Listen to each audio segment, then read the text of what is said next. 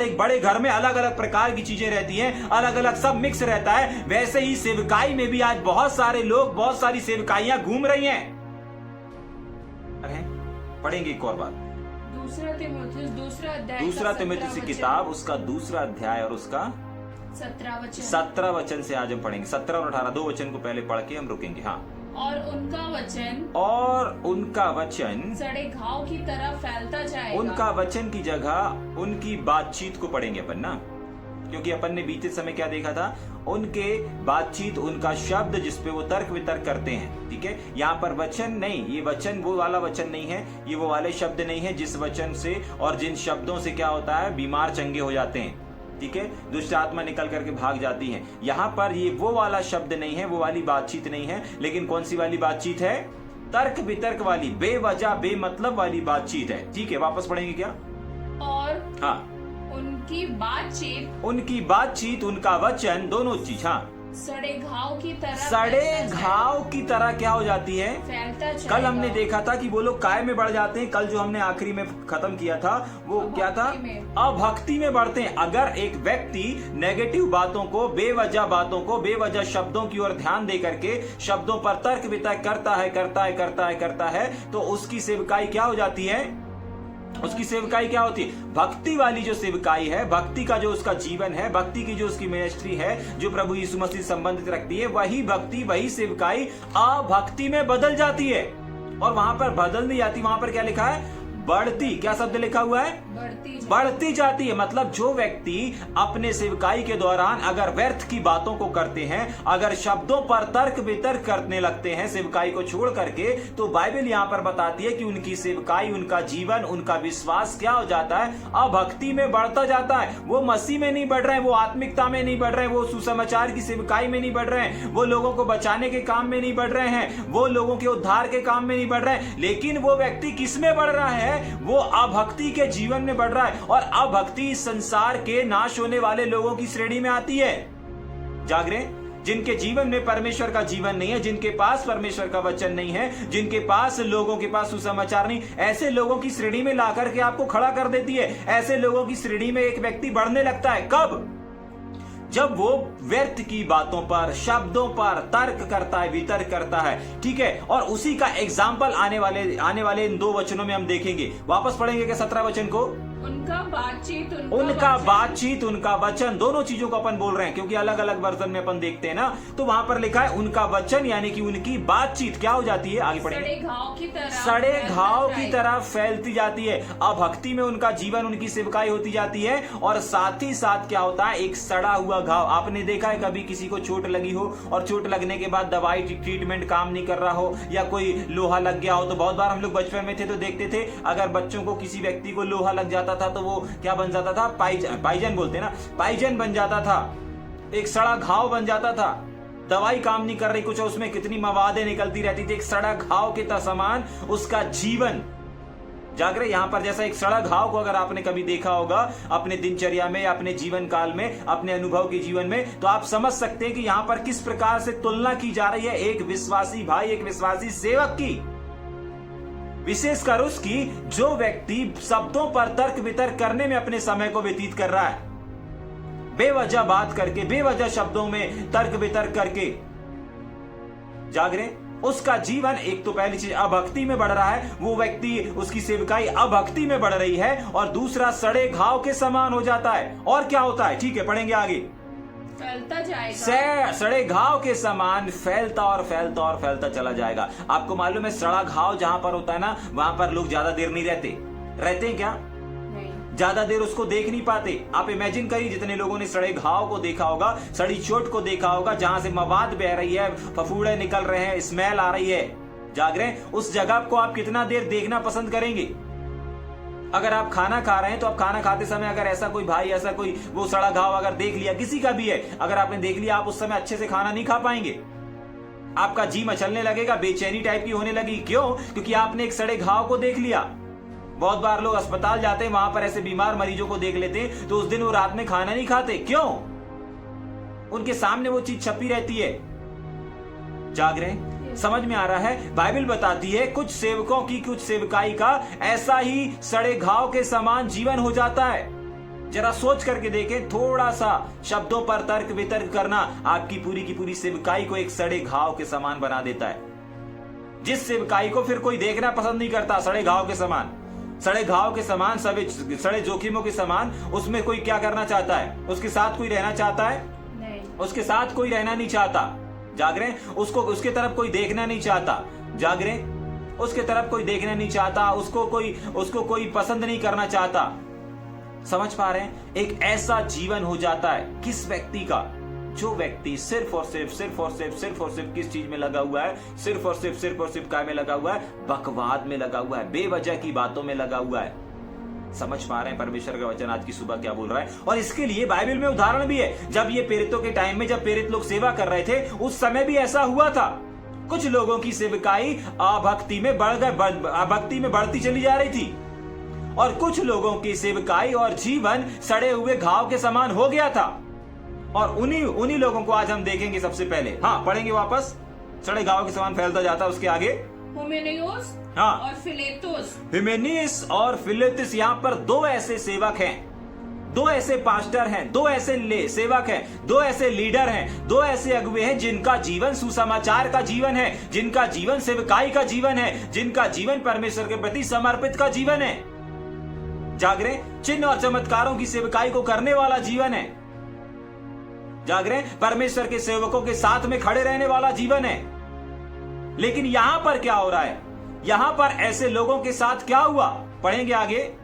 उन्हीं में से हैं। उन्हीं में से, किन में से हैं? जिनका जीवन, जिनकी सेवकाई व्यर्थ बातों को करने से, व्यर्थ बकवाद को करने से, शब्दों पर तर्क वितर्क करने से उनके जीवन और उनकी सेवकाई क्या हो गई? भक्ति से अभक्ति में बदल गई। और दूसरा चीज, उनकी सेवकाई और उनका जीवन क्या हो गया? एक सड़े हुए घाव के समान सड़ गया और फैलता चला गया। जहां पर एक समय था कि हजारों की भीड़ में खड़े रहते थे, बड़े बड़े सेवकों के साथ में खड़े रहते थे, सुसमाचार को सुनाने में खड़े रहते थे, हर जगह और मीटिंग कन्वेंशन में नजर आया करते थे। लेकिन आज क्या हो गया?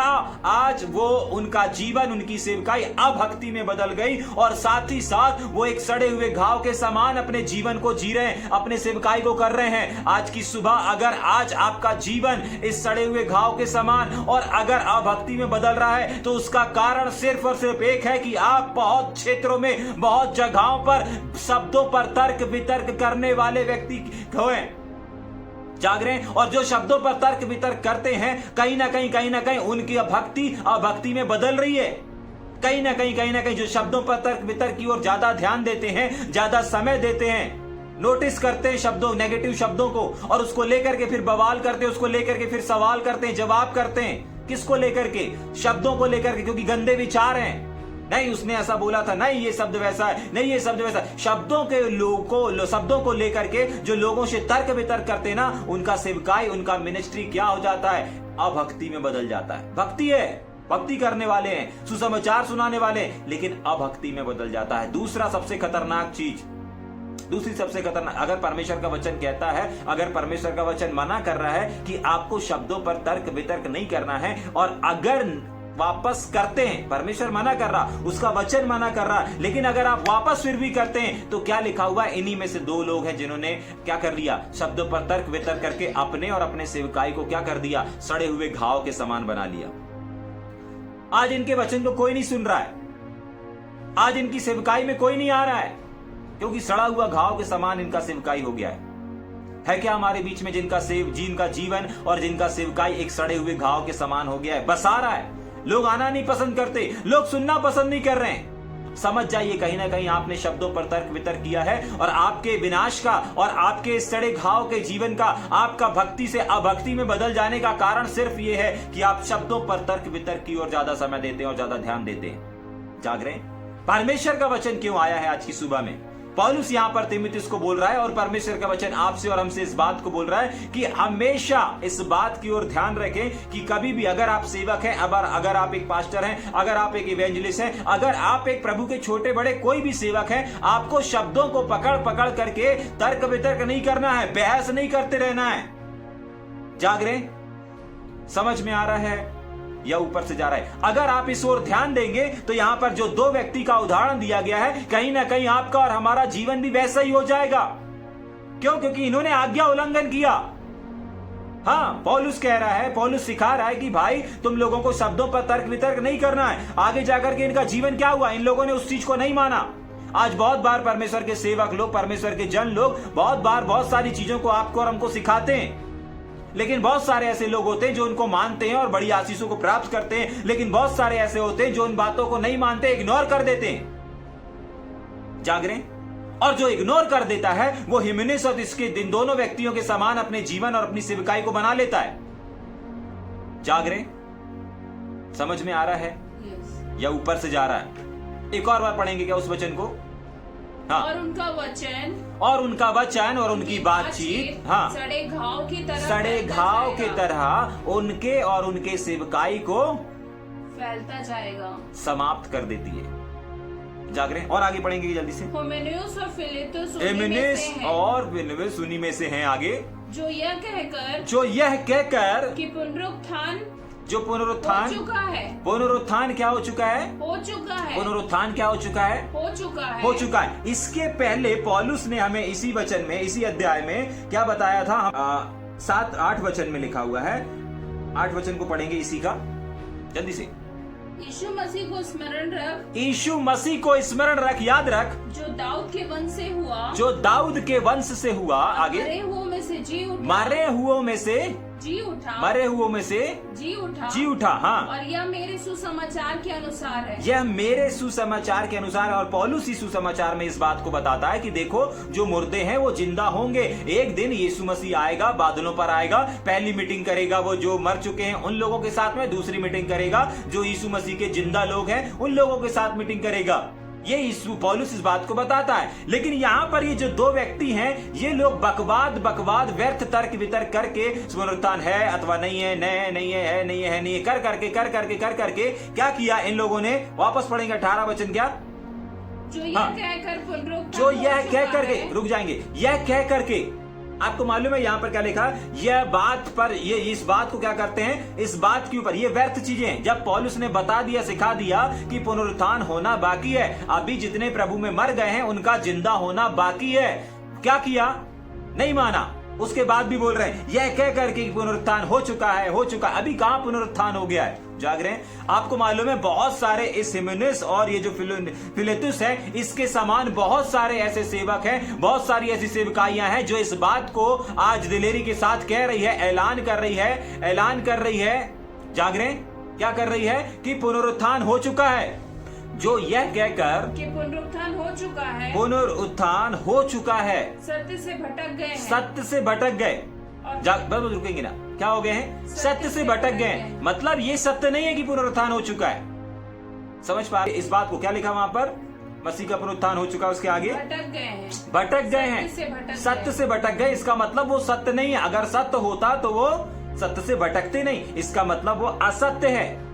क्या है वो? असत्य है, झूठ है।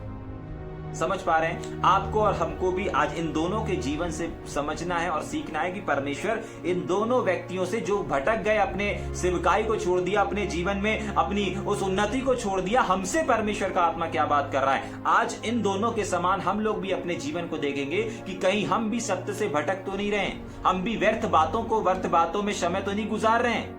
बहुत बार महिलाएं लोग बहुत छोटी छोटी चीजों को लेकर के 2-3 बहन लोगों के साथ, भाई 2-3 लोगों के साथ, अपने पड़ोसी के साथ या अपने ग्रुप में, टेलीफोन में, वीडियो कॉल में बहुत सारी शब्दों को लेकर के तर्क वितर्क करने में लग जाती हैं। जाग रहे?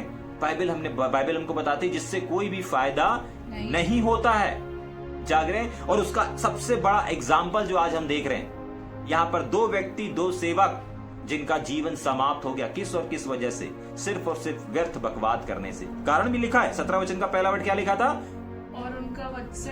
और उनकी बातचीत, उनका वचन। 17 वचन क्या लिखा है? क्यों हुआ ऐसा? क्योंकि उनकी जो बातचीत थी, क्योंकि उनका जो वचन था वो कैसा था? व्यर्थ था। वो ज्यादा इस पे ध्यान देते थे। देखिए, वचन प्रचार करने से आपकी सेवकाई समाप्त नहीं होगी, लेकिन शब्दों पर तर्क वितर्क करने की वजह से आपकी सेवकाई समाप्त हो सकती है। तो सावधान।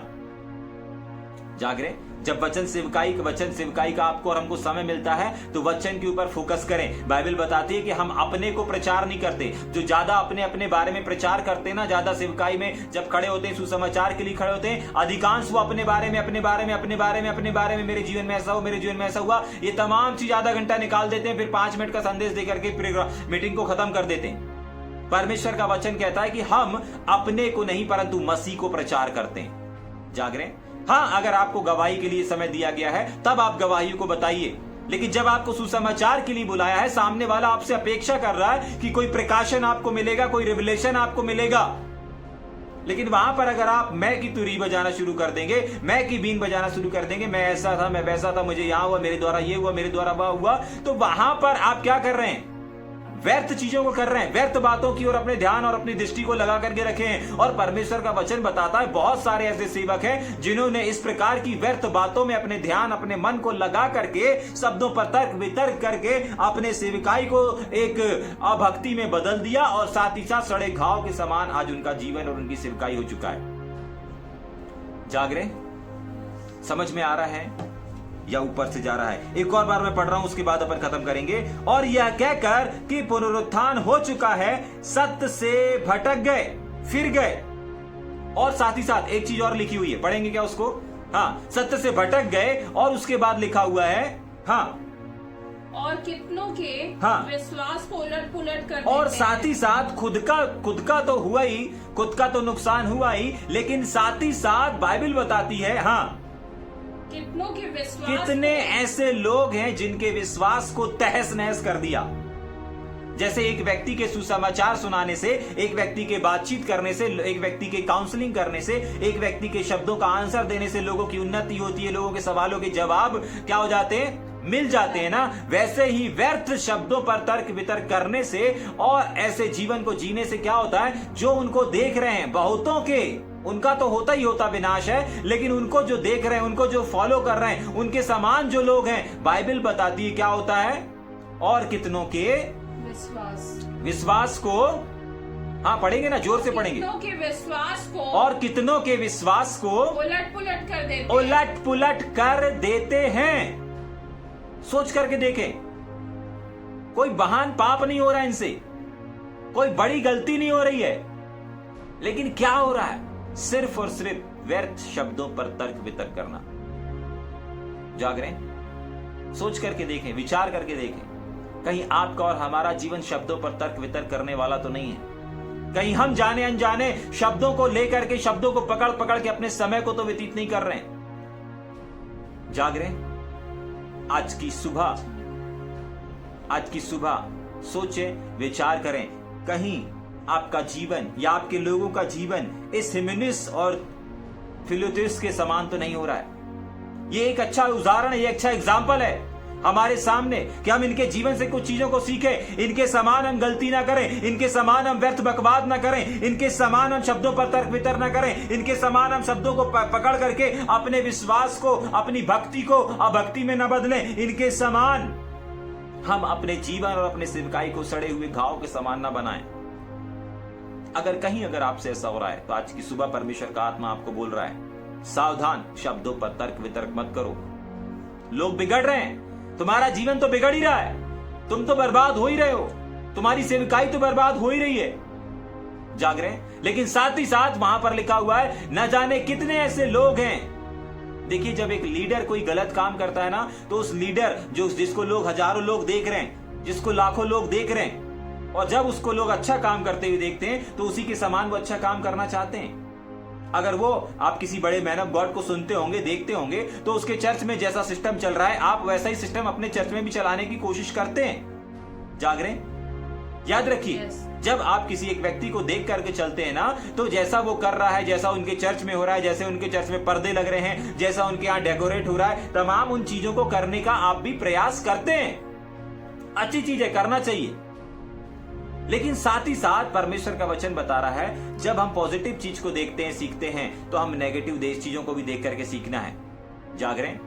अगर हम अच्छी चीजों को देखते हैं कि हाँ, उनकी उन्नति का कारण ये है, ठीक है कि नहीं? अगर उसने गलती किया तो फिर अपन भी वही चीज, उसी चीज को करते हैं और आगे जाके क्या हो जाते हैं? पाप में गिर जाते हैं। लेकिन आज की सुबह हमको अच्छी बातों को नहीं, लेकिन इन नेगेटिव, जो लोग नेगेटिव है, जिनकी सेवकाई समाप्त हो गई ना, जिनका जीवन समाप्त हो गया ना, इनके जीवन से आज की सुबह परमेश्वर का वचन हमको सिखा रहा है और समझा रहा है कि देखो मेरे बेटे और मेरी बेटियां, ऐसे सेवकाई को तुमको नहीं करना है, ऐसे शब्दों पर तर्क वितर्क नहीं करना है। ये दोनों का जीवन हमको क्या सिखा रहा है? इनका जीवन नाश हो गया, इनकी सेवकाई नाश हो गई, लेकिन आगे लोगों का जीवन नाश ना हो, इसीलिए पौलुस ने और परमेश्वर ने आप तक इस बात को पहुंचाया है। समझ पा रहे हैं? आपका जीवन नाश ना हो, आपकी सेवकाई भक्ति से अभक्ति में ना बदले, आपका जीवन सड़े हुए घावों के समान ना हो, आपकी सेवकाई सड़े हुए घावों के समान ना हो। इसलिए पौलुस ने तीमुथियुस तक इस बात को पहुंचाया और आज की सुबह परमेश्वर आप तक पहुंचा रहा है। इसलिए इसे हल्के में ना लें, इसे बड़े गंभीरता से लें। इन बातों को, इन टीचिंग को बड़े गंभीरता से हमको और आपको लेना है। जाग रहे? समझ में आ रहा है या ऊपर से जा रहा है? आगे चलेंगे क्या? 19 वचन को पढ़ेंगे। तो भी अभी हमने क्या देखा? यहां पर दो लोगों का जीवन क्या हुआ? समाप्त हो गया। दो लोगों की सेवकाई क्या हो गई? समाप्त हो गई। कैसे हो गई? शब्दों पर तर्क वितर्क करने से दो लोगों की सेवकाई और जीवन क्या हो गया? समाप्त हो गया, नाश हो गया। उसके बाद जो वचन शुरू हो रहा है वो कहां से शुरू हो रहा है? तो भी, फिर भी। क्या लिखा है वहां पर? पहला वर्ड तो भी, फिर भी। समझ पा रहे हैं? मतलब दो व्यक्ति नाश हो गए तो भी उनका न्यू कैसा था? वापस पढ़ेंगे तो भी के आगे। परमेश्वर की पक्की नींव। तो भी परमेश्वर की पक्की नींव। इसका मतलब उनने जो घर बनाया था वो किसके ऊपर बनाया था? किसके ऊपर बनाया था? नींव के ऊपर। प्रभु यीशु मसीह के ऊपर। साफ लिखा हुआ है वहां पर, पढ़िए ना, पढ़िए वापस, रिपीट उसको। परमेश्वर की पक्की नींव के ऊपर उन्होंने जो घर बनाया ना, वो घर कच्चा था।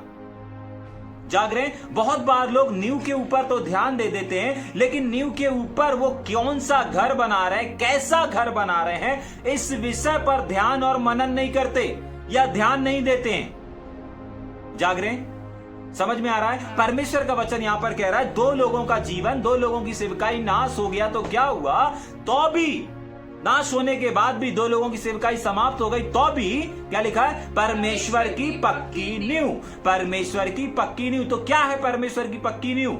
परमेश्वर की पक्की नींव परमेश्वर का वचन है, जो कि टल नहीं सकता। जाग रहे? पक्की नींव क्यों बोला जा रहा है? क्योंकि वो यीशु मसीह है, क्योंकि वो परमेश्वर का वचन है। और उस नींव के ऊपर, उस यीशु मसीह के ऊपर जो लोग घर बनाते हैं, यानी कि अपनी सेवकाई को रखते हैं या अपनी किसी भी चीज को रखते हैं, तो वो अगर गिर जाती है तो नींव नहीं गिर जाती। ऐसा होता है क्या? एक व्यक्ति ने यीशु मसीह को देख करके, यीशु मसीह के ऊपर विश्वास करके, उस यीशु मसीह की नींव के ऊपर अपने घर को, अपनी सेवकाई को बनाने का प्रयास किया, कोशिश किया, और आने वाले टाइम में जैसे यहाँ पर दो लोग क्या हो गए? भटक गए, बहक गए, तो क्या हुआ? उनका जीवन समाप्त हो गया। लेकिन जीवन समाप्त हो जाने से क्या नींव समाप्त हो गई? नहीं।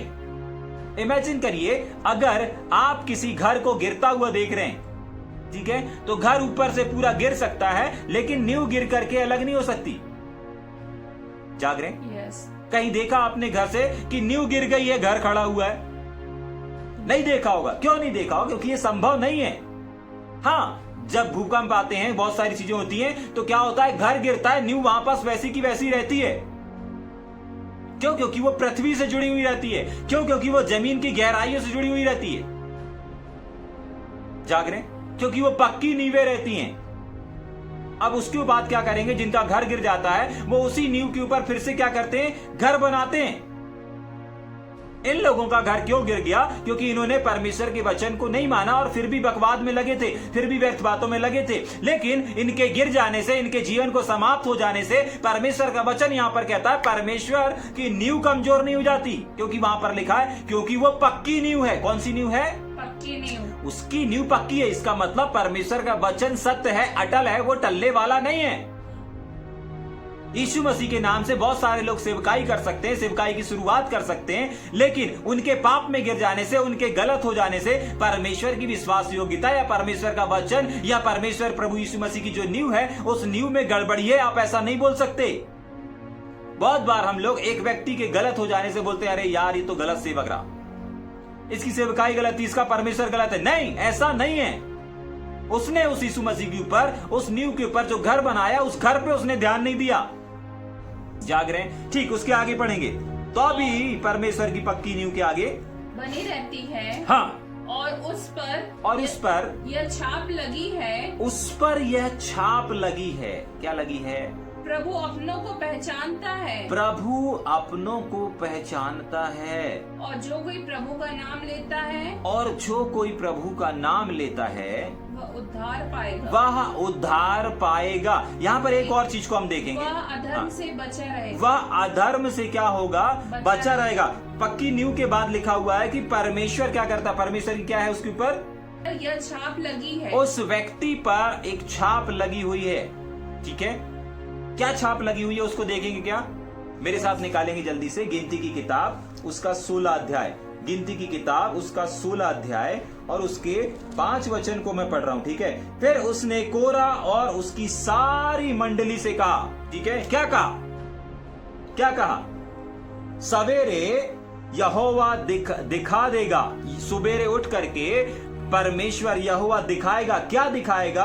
कि उसका कौन है और पवित्र कौन है। मतलब पवित्र लोग भी और गलत लोग भी, सारे लोग यहां पर एक साथ हैं। लेकिन परमेश्वर का सेवक यहां पर कह रहा है कि देखो कल सुबेरे ना परमेश्वर इस बात को प्रकट करेगा कि उसका कौन है, उसका पवित्र कौन है।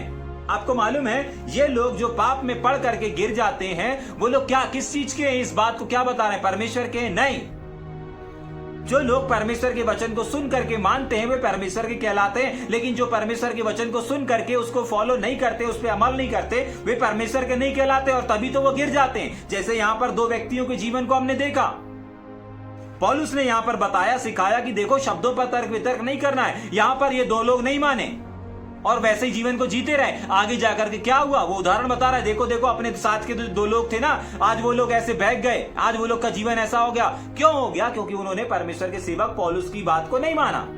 आज भी अगर वो व्यक्ति जो परमेश्वर के वचन को, इस बाइबल अध्ययन की बातों को और जो कुछ भी आप सीख रहे हैं, जो भी वचन परमेश्वर आपको बता रहा है, अगर उन बातों को नहीं मानते, अगर उन बातों को सुन के समझ करके उनके ऊपर उनके अनुसार नहीं चलते हैं, तो कहीं ना कहीं इन दोनों का जीवन हमारे सामने एक उदाहरण है। और सबसे पहली चीज, सबसे बड़ी चीज कि परमेश्वर उनको क्या करेगा? एक दिन सामने लेकर के आएगा, प्रकट करेगा। अभी हमने गिनती किताब में पढ़ा, जैसे वहां पर पौलुस, वहां पर परमेश्वर का सेवक बोल रहा है कि देखो कल सवेरे परमेश्वर इस बात को प्रकट कर देगा कि उसके लोग कौन हैं। तो जरा सी विपत्ति आई, जरा सी परेशानी आई, क्या होगा? वे लोग ढा दिए जाएंगे, गिर जाएंगे। इससे पता चल जाएगा इनकी नींव परमेश्वर के ऊपर नहीं रखी थी, इनने अपने जीवन पे काम नहीं किया था। जाग रहे, समझ पा रहे हैं आज की सुबह परमेश्वर का आत्मा किस चीज को बोल रहा है? ठीक है कि नहीं?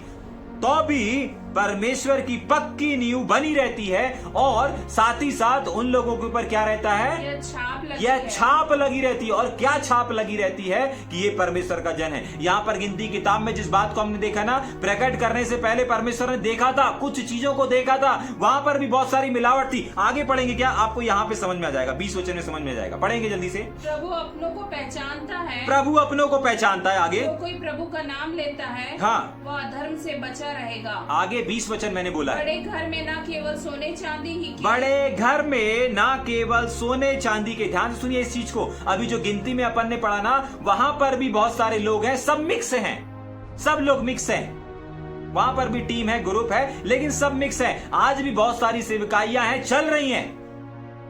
कल हमने देखा था कि कैसे सेवकाइयों को परमेश्वर एक्सेप्ट करता है, रिसीव करता है। मतलब बहुत सारी सेवकाई चल रही हैं, लेकिन इसकी कोई गारंटी नहीं है, इसका कोई सबूत नहीं है कि परमेश्वर ने उस सेवकाई को क्या किया है? स्वीकार किया है, ग्रहण किया है। मतलब बिना प्रभु यीशु मसीह के, बिना परमेश्वर के रिसीव किए भी सेवकाइयां चल रही हैं। और 20 वचन भी हमें कुछ बताता है। वापस पढ़ेंगे क्या 20 वचन को? बड़े घर में ना केवल बड़े घर में ना केवल सोने चांदी के पर काट और मिट्टी के। हाँ, बस रुक जाएंगे, आप लोग पढ़ लीजिएगा, बाद में सुनेंगे, पहले सुन लेंगे। एक घर, चाहे आपका छोटा घर हो चाहे आपका बड़ा घर हो, अगर बड़ा घर है तो ज्यादा सामान रहेगा, छोटा घर है तो छोटा सामान रहेंगे, कुछ सामान रहेंगे। लेकिन आपने बड़े बड़े राजमहलों को देखा होगा, पिक्चरों में देखा होगा, टीवी सीरियलों में देखा होगा, जब आप संसार में थे तब देखा होगा, अभी नहीं देखते होंगे। लेकिन जरा सा इमेजिन करके देखें कि जब आपने एक बड़े घर को देखा होगा, बड़े महल को देखा होगा, तो वहां पर सबको सारी चीजें, बहुत सारी वस्तुएं होंगी, लेकिन क्या सारी वस्तुएं सोने की हैं? नहीं। क्या सारी वस्तुएं चांदी की हैं? नहीं। क्या सारी वस्तुएं कांच की हैं? नहीं। क्या सारी वस्तुएं लकड़ी की हैं? नहीं। उस घर में, उस बड़े महल में अगर आप इमेजिन करेंगे तो आप ध्यान से अगर इमेजिन करेंगे तो आपको देखेगा हाँ एक कांच का शोकेस भी है, हाँ एक लकड़ी का सोफा भी है, हाँ वहां पर एक लोहे की तिजोरी भी है। ऐसी बहुत सारी अलग अलग प्रकार की चीजों को आप देखें। एक प्लास्टिक की डस्टबिन भी बनी वहां पर, समझ पा रहे हैं? Yes. हाँ एक अच्छा बेड भी बना हुआ है जिसमें गोल्डन कलर की एक छाप लगी हुई है। ऐसी चीजों को आप इमेजिन कर सकते हैं। राजा महाराजाओं के महल को देख सकते हैं, उनकी चेहरों का इमेजिन कर सकते हैं। बहुत सारी चीजों में, बहुत सारी जगहों पर आप इस प्रकार से लोगों को, इस प्रकार से चीजों को एक महल में, एक बड़े घर में देख सकते हैं। परमेश्वर यहां पर उदाहरण देकर के हमको बता रहा है कि देखो जिस प्रकार एक बड़े घर में अलग अलग प्रकार की चीजें रहती हैं, अलग अलग सब मिक्स रहता है, वैसे ही सेवकाई में भी आज बहुत सारे लोग, बहुत सारी सेवकाइयां घूम रही हैं, मंडरा रही हैं। लेकिन कुछ लोगों को परमेश्वर ने क्यों रखा हुआ है? पढ़ेंगे उस वचन को वापस पूरा। बड़े घर में हाँ। न केवल सोने चांदी ही के, हाँ। पर काठ और मिट्टी के बर्तन भी होते हैं। हाँ आगे। कोई कोई आदर, कोई आदर के। जो और कांच कोई का कोई है, अनादर। जो कांच का है उसको कोई छुएगा नहीं। क्यों? क्योंकि जरा सा छुएंगे, जरा सा खेलेंगे, चोट लग सकती है। जागरे। कोई अच्छा गोल्डन वाला होगा उसको छूना नहीं है। तिजोरी लोहे की कोई पसंद नहीं करेगा।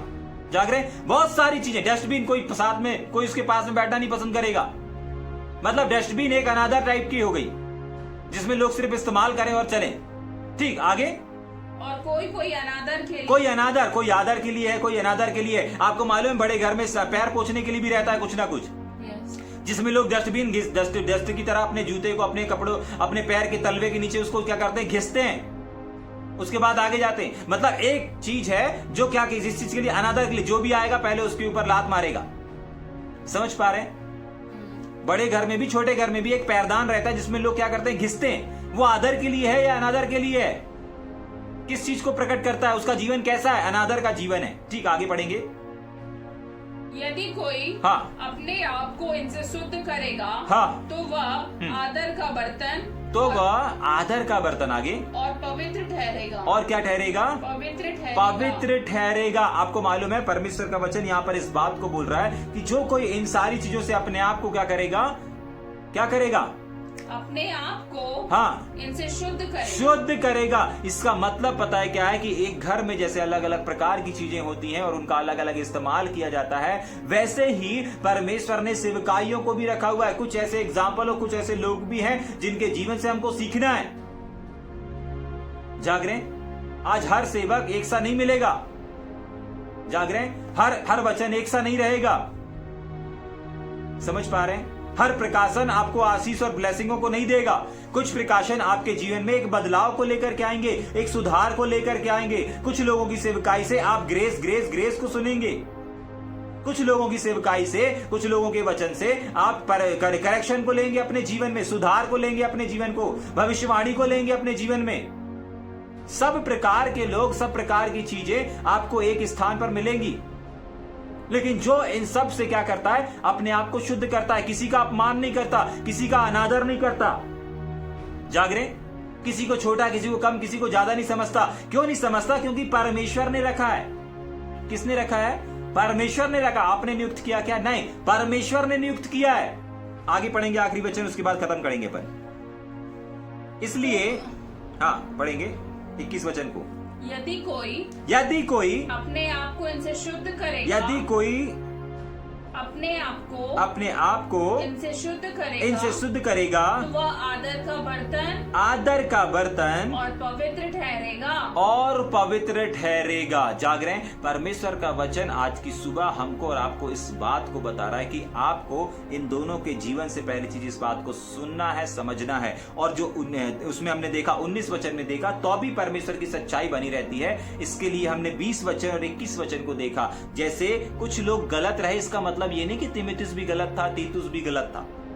जाग रहे हैं? लेकिन उनका जीवन अनादर के लिए हमको सीखने का जरूरत है, ठीक है कि नहीं? लेकिन आदर के लिए हमको पौलुस के जीवन से सीखने की आवश्यकता है। वफादारी के लिए, ईमानदारी के लिए तीमुथियुस के जीवन से हमको सीखने की आवश्यकता है। समझ पा रहे हैं? Yes. समझ पा रहे हैं? एक ही जगह पर, एक ही घर के अंदर बहुत सारे लोग हैं। ऐसे ही एक ही सेवकाई के अंदर बहुत सारे सेवक हैं। कुछ का जीवन आदर्श का जीवन है, कुछ का जीवन किसी के जीवन का गवाही, किसी के जीवन की गवाही, किसी के जीवन की टेस्टमनी हमको विश्वास में मजबूत करती है, और किसी के जीवन को हम लोग नहीं बताते क्योंकि उसका जीवन क्या है, निचले स्तर पर अनादर का जीवन है, अपमान का जीवन है। जिसके जीवन, कुछ लोगों के जीवन से परमेश्वर को ग्लोरी महिमा मिलती है, कुछ लोगों के जीवन से परमेश्वर का निरादर होता है, लेकिन है सब परमेश्वर के, रखा सब परमेश्वर नहीं है, एक ही जगह पर रखा है। तो वो बर्तनों का उदाहरण देकर के पौलुस यहां पर बता रहा है, देखो एक ही घर है। अगर यहां पर हिमेनेस और फिलेतुस का जीवन हमको नेगेटिव चीजों को बता रहा है, तो उस नेगेटिव के समान पॉजिटिव वाले भी हैं। तीमुथियुस का जीवन भी है, जाग रहे, पौलुस का जीवन भी है, सीलास का भी जीवन है, पतरस का भी जीवन है, यीशु मसीह का भी जीवन है। लेकिन ये सब कहां पाए जाते हैं? इस पृथ्वी भरे संसार में पाए जाते हैं, इस बड़े घर में पाए जाते हैं। जाग रहे, सब लोग हैं। सवाल ये है, समस्या ये है कि आप किसको फॉलो करते हैं। जाग रहे हैं, आप किसके जीवन से किन चीजों को सीखते हैं। आज की सुबह परमेश्वर ने इन दोनों के जीवन से हमको इस बात को समझाया। और बहुत बार आप लोग सोच सकते हैं, भैया सेवकाई में तो ऐसा हो जाता है, बड़े बड़े सेवक गिर जाते हैं, लेकिन उसके बाद 19 वचन हमको बल देता है। क्या बल देता है? कि अगर कुछ लोग गिर गए तो क्या हुआ? एक घर में अगर अनादर के लोग हैं, अनादर का बर्तन है, तो क्या हुआ? वहां पर देखो एक डस्टबिन है, गंदी डस्टबिन है, और पैरदान घिसने वाला अगर पड़ा हुआ, ये दोनों से अनादर हो रहा है, इनका अपमान हो रहा है। लेकिन उसी घर में दृष्टि उठा करके तो देखो, एक सोने का बिस्तर भी है, एक बढ़िया सोफा भी है। समझ पा रहे हैं? अगर दो गलत सेवक निकले भी तो क्या हुआ? बहुत सारे अच्छे सेवक भी तो हैं। अगर दो झूठे प्रचारक निकले, दो बहक गए, तो प्राण देने तक विश्वास योग्य बने रहने वाले सेवक भी तो हैं। उनकी सेवकाई बंद हो गई, लेकिन कुछ लोगों की सेवकाई ऐसी भी है जो अभी तक समाप्त नहीं हुई है। ऐसे लोग भी तो हैं। जाग रहे हैं? एक चीज मुझे दिख रही है कि एक बार एक बिशप साहब से हम लोग मिले, और इस बिशप साहब ने, जब हम लोगों ने उनको बताया कि हम जेल सेवकाई के लिए आपके शहर में आ रहे हैं, तो उन्होंने, उनकी मानसिकता कुछ ऐसी थी कि उनके साथ पहले ऐसा घटा था कि इससे पहले जो जेल सेवकाई के लिए उनके पास आए हुए थे, उनके साथ जब उन्होंने सेवकाई किया, जेल सेवकाई को किया, तो उनका विवेक जेल सेवकाई को लेकर के बिल्कुल बदल गया। वो जेल सेवकाई से घृणा करने लगे, नफरत करने लगे कि जेल सेवकाई में ये छिछोरापन होता है। लेकिन जब हम वहां पर गए, हमारी टीम वहां पर गई, और जब वो हमारे साथ जेल सेवकाई में गए, उन्होंने इस बात की गवाही दिया। मेरी जेल सेवकाई को लेकर के जो थिंकिंग थी कुछ साल पहले जो आ गई थी, वो आज इस जेल सेवकाई को देख करके पूरी की पूरी बदल गई है। क्यों बदल गई है? क्यों बदल गई है? क्योंकि उन्होंने जिस बात को, जिस सेवकाई को देखा कि हाँ, अगर एक जेल सेवकाई की टीम गलत है तो सारी जेल सेवकाई की टीम गलत नहीं है। अगर दो लोग यहां पर अविश्वासी निकले और व्यर्थ बातों को करके अपने जीवन और अपनी सेवकाई को समाप्त कर लिया, इसका मतलब ऐसा नहीं है कि हर सेवक समाप्त कर लेगा अपने जीवन को। नहीं, कुछ अच्छे सेवक भी हैं, कुछ अच्छे उदाहरण भी हैं। अगर दो लोगों ने गलत प्रोफेसाई कर दिया तो इसका मतलब ये नहीं कि भविष्यवक्ताई सेवकाई नहीं है। नहीं, सच्चे भविष्यवक्ता भी हैं। अगर 4 झूठे प्रेरित हैं तो 4000 अच्छे प्रेरित भी हैं। जाग रहे? अगर 40 गलत पास्टर हैं तो 4000 सही पास्टर भी इस संसार में घूम रहे हैं। जाग रहे? अगर कुछ सेवकाइयां गलत धन पैसे के लिए काम कर रही हैं, तो कुछ संसार में ऐसे सेवक भी हैं जो निस्वार्थ सेवकाई को कर रहे हैं। क्यों? क्योंकि 19 वचन हमको बताता है, तो भी अगर कुछ लोग गलत निकले भी, तो भी परमेश्वर की जो पक्की नींव है वो तो कायम है। एक घर में इस पूरे ये जो पूरा संसार है ना, ये एक घर के समान है। जो पूरी की पूरी पृथ्वी है ना, ये एक घर को दर्शा रही है। और इसमें जो अलग अलग कुछ आदर कुछ अनादर, ये तमाम जो बर्तन नजर आ रहे हैं ना, ये किस चीज को दर्शा रहे हैं, किस चीज को शो कर रहे हैं? ये उन बातों को शो कर रहे हैं कि इसमें अलग अलग प्रकार के सेवक लोग हैं, अलग अलग प्रकार की सेवकाइयां चल रही हैं। किसी की अच्छी, किसी की बुरी, किसी की आदर की, किसी की निरादर की, अलग अलग चल रही हैं। जाग रहे हैं? अगर एक की सेवकाई आपको ठोकर का कारण बन रही है, तो दूसरी सेवकाई को देखें जो आपके सर को और परमेश्वर को ग्लोरी और परमेश्वर को महिमा दे रही है। आप शुरुआत में सेवकाई में आपके पैरदान को देखा, वैसी सेवकाइयों को देखा, सड़ी हुई सेवकाइयों को देखा। आप अपने विवेक को, अपनी मानसिकता को वैसा ही मत बना लीजिए। ऐसे लोगों को भी देखे जिनकी सेवकाई आज आसमान की बुलंदियों पर है। ऐसे लोगों को भी देखे जिनका जीवन एक आदर्श का जीवन है, जिनकी सेवकाई एक आदर्श की सेवकाई है। जाग रहे? समझ में आ रहा है? आज की सुबह परमेश्वर का वचन हमसे और आपसे सिर्फ इस बात को चाहता है, मेरा बेटा और मेरी बेटी, सिर्फ अच्छे लोगों से नहीं सीखते रहो, लेकिन कुछ नेगेटिव लोगों के जीवन से भी कुछ बातों को आपको और हमको सीखने की आवश्यकता है। जाग रहे? समझ में आ रहा है? यस। इस पूरे संसार में बहुत सारे ऐसे लोग हैं, एक साथ ही रह रहे हैं। आप और हम एक साथ ही इस संसार में सांसों को ले रहे हैं, जीवन को जी रहे हैं। भले हमारे क्षेत्र, हमारे नगर, हमारे स्टेट अलग अलग हो सकते हैं, लेकिन हमारा उद्देश्य, हमारी सेवकाई एक ही है, लोगों को परमेश्वर से जोड़ देना।